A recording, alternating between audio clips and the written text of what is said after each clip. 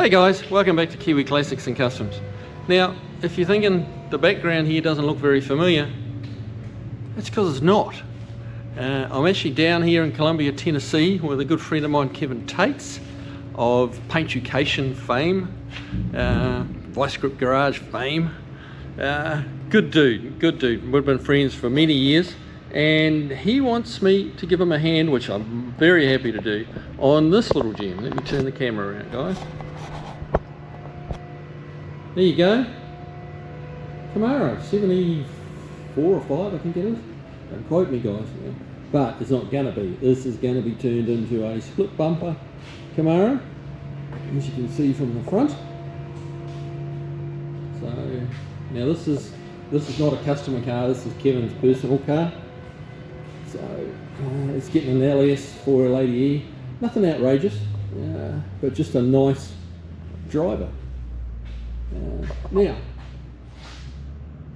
Kevin being Kevin, he's kind of chosen a hard place to start. He got this car and it was not quite, look, the best of us, get caught a little. Kevin got caught a little on this one. It's not quite as nice as he'd hoped it was, but I mean, yeah, that's pretty normal. We always get a little bit starry-eyed at times with cars that we have a passion for. So yeah, but he asked me to come down and give him a little bit of advice, and I said, look, I'll come down and we'll spend a day on it, and we'll get this thing rolling. But yeah, it's the rockers were, this side particularly, was in bad shape. It's had a little bit of an impact here on the driver's side A post. We got some rust going on in the warehouse.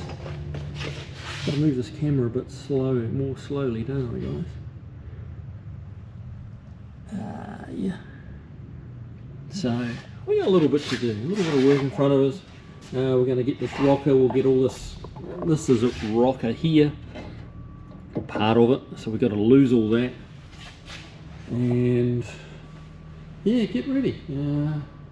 Get ready for roof skins and quarters. And now, if you guys want to, please head over to Kevin's channel. That's Paintucation on YouTube, and Kevin Tetz. We have to get that right now. Kevin Tetz Paintucation on YouTube. Look for him, you'll find him, and it's got the whole build on this. Kevin does some really nice work, and we'll go from there. So let me. I'm going to get started on cutting some more out of this car, and I'll be back and show you some progress. Yeah, here he is. The man, the myth, the legend, Kevin Tetz, Paintucation. So, tell us a bit about your toy, Kevin.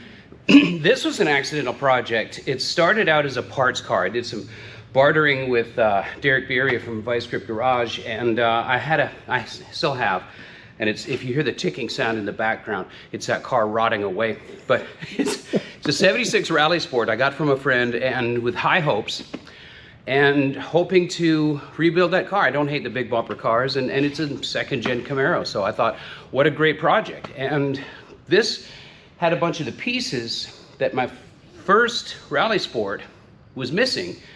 Seats and things like that, and the front nose piece and all that kind of stuff. And the more I started looking at this car, yes, it's got its warts, but there was more good about this car than the other cars. So we just shifted. So now the other one is a donor.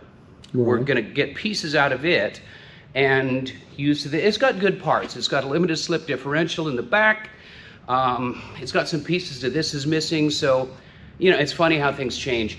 When you have junk to work with, and you get more junk to work with the junk, and then the junk becomes less junk than the junk that you've got to work with, and right. That's where we are. Right. So, yeah, I mentioned a minute ago when we just did a quick walk around, that I suspected you might have got a little starry-eyed about this one, and then when the clothes came off, it wasn't quite no. what. The clothes come off and the lights come on, and it's like oh. Oh. So, but that's all right. I mean, we both brought back worse than this. Well, right? This was a vinyl top car. Obviously, we could tell. There's the remnants of the vinyl, and you could see this is the good part of the metal. The top here, it's Swiss cheese, man. It was terrible. But if you look at the inner Yep. It's still factory primer on it. I did a little bit of just surface rust prep there. That's an epoxy on top of there that I just brushed on. And the integrity here is excellent. Yeah, Excellent. it is. This is all factory primer here. And up in here, this is prone to rust. That's a pinched weld from the factory. This is in perfect shape. So there's so much on this car that shows me that it's worth saving. And the rails and the spring pockets and all the structural stuff, as far as corrosion goes, it's in really nice shape. So that's where we're at. And the cons of this car, where it was wadded up here in the hinge pillar. Chris is here helping me strategize putting the rocker in as a complete rocker instead of scabbing it in as a partial assembly. And I'm gonna beg him later when the cameras are off and ply him with lunch and beer to help me put the quarters in the trunk pan. Bourbon is the best lubricant. Bourbon. Okay. Just saying. Bourbon is a higher budget than what I have right now. So anyway, but that's the dealio with this. I love these cars, and I don't know, my Z Sled was one of the funnest cars I've ever driven. This won't be quite as aggressive as that car, but you know, I get to do the Rally Sport front end on it. It's a split bumper car. 74, it's got the big aluminum bumpers. Not anymore. Working with Autometal Direct, they've got all the conversion parts for me to change it over to the split bumper Rally Sport front, and so that's one of those bucket list cars that I've always wanted to have. So. Yeah, the split bumper is the fan favorite, isn't it? By a long way. It is, for sure, and I don't care if it was born that way, but we're gonna make it one. There you go. Yeah. But yeah, there's something fun about the challenge of saving these old cars too. For sure, you know, and to be able to put it on YouTube and have you guys watch us struggle through the process is kind of fun. It's fun when we have the wins, right? Yeah, well, the struggle is real. Not everyone has that budget to go and find a mint, low mileage one and then start cutting it up. Yeah. I mean, it's Well, and Chris, you've done TV shows. You've done a bunch of TV shows, and I've done a bunch of TV shows. And the great thing about that is that you get to work on cars on TV. The bad thing about that is that you've got such a small amount of time to tell the story.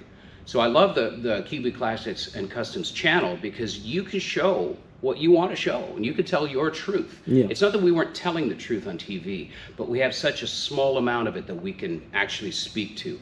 And the difference is with here, we can talk about the little rusty parts and this here that stopped me for a day and a half and I got stuck and I couldn't figure out where to go and I had to call my buddy Chris, and we could tell that story, and that's the real part of it, right? I mean, that's the reality of building cars. Calling in friends, and I mean, I've come down on multiple occasions to help Kevin out in the past, and you know, it's like I'm off to work today, and I'm like, well, okay, who are you kidding? You're not really off to work. You're off to have a good time with your buddy and work on a car.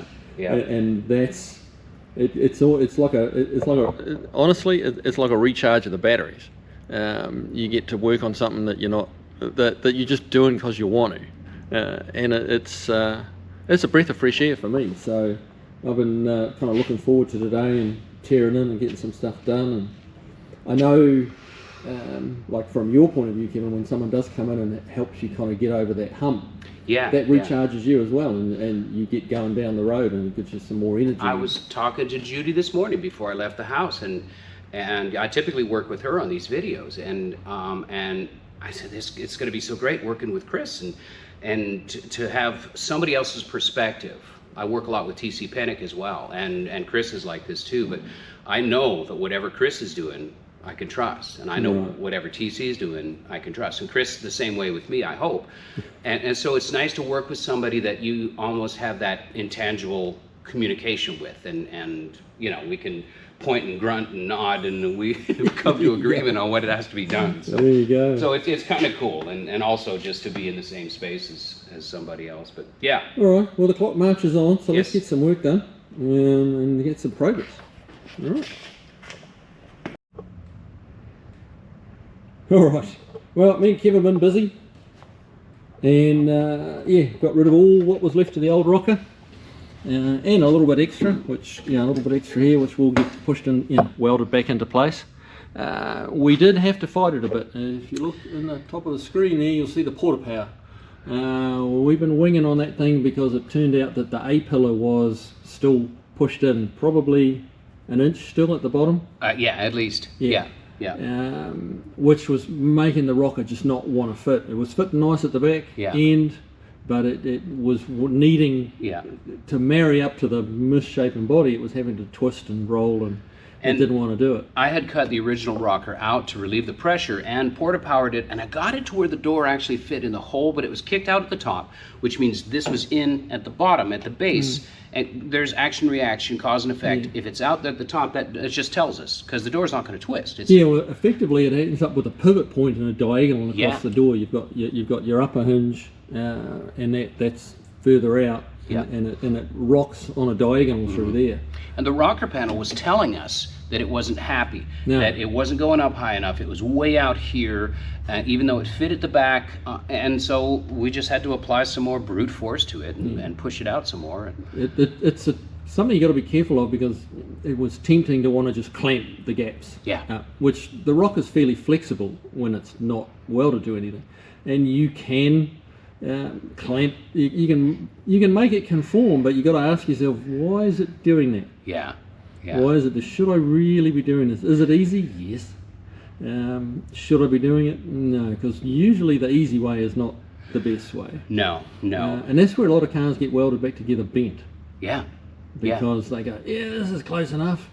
And then you wonder why you can't dial in your suspension alignment. You wonder why it doesn't handle, whether it dog tracks and stuff like that. And you think, oh, it's a early 70s car and they were garbage, but that's not the case. This thing was bent. It was bent hard. Right here, where it was super strong. That stopped with a bit of a thud, I would say. Gave the guy a bit of a headache, I would think. Well, if you look at the videos before on the YouTube channel, I mean, there's 3/4 of an inch of filler to try and make the rocker meet the fender. Wow, really? It's ridiculous, but you know, so and that's probably why a low mileage car sat in a barn for almost 30 years, because they didn't know how to fix it. Right. And that's fine, and that's where, you know, Kiwi Classics and Customs comes in and saves the day for KT. I knew how to fix it, but I didn't know how to look at it. So I appreciate your wisdom and your eyes on this. No worries, man. It's all a bit of fun, and it's nice to kind of win like that when you start to feel like, is this ever going to work, or like we're just going to have to throw our hands up and go, you know, that we need someone with a bit heavier machinery. And then we almost took it to the frame shop, or almost said, maybe it needs a bigger tug that we can get on it. But you know, like Randy Borcherding said famously, never give up. That's right. Just keep chipping away at it. So this I've done what Kevin needed me to do here. He's going to carry on with the spot welding, get it all weld through primed and all the plug holes drilled, and the boring stuff. You can tell that it's happy where it is. I mean, it's not popping loose. This clamp is just for my security more than anything. And all these reliefs here, that's from the factory. That's an alignment slot. Everything is where it needs to be. This area, show you how much you can see on the camera, there's a little recess stamped. For this, to allow that layer of metal to weld onto the rocker. And it's perfect, right? And not stick out. So they recess the rocker a little bit, and that's just the gaps around that are right exactly where they should be. So when we first tried getting this on, we probably had, how big a gap do we have here? Close 3/4 of an inch. Easily 3/4. And it was sitting way low. You had to lever the top of the rocker up to make it meet the pinch weld. Now it just drops on. So just keep at it, guys. If you're doing one of these things, you'll be surprised, with a bit of patience, how far you can get. Alright, well that's going to be a wrap for this one, and I'll come back and we'll kind of keep updated with the progress on this thing. There's still a little bit of work to do. And I know you're breaking out in a rash working on a GM product, but I appreciate the help on the Camaro. Well, you can shower. Shower. It's all good.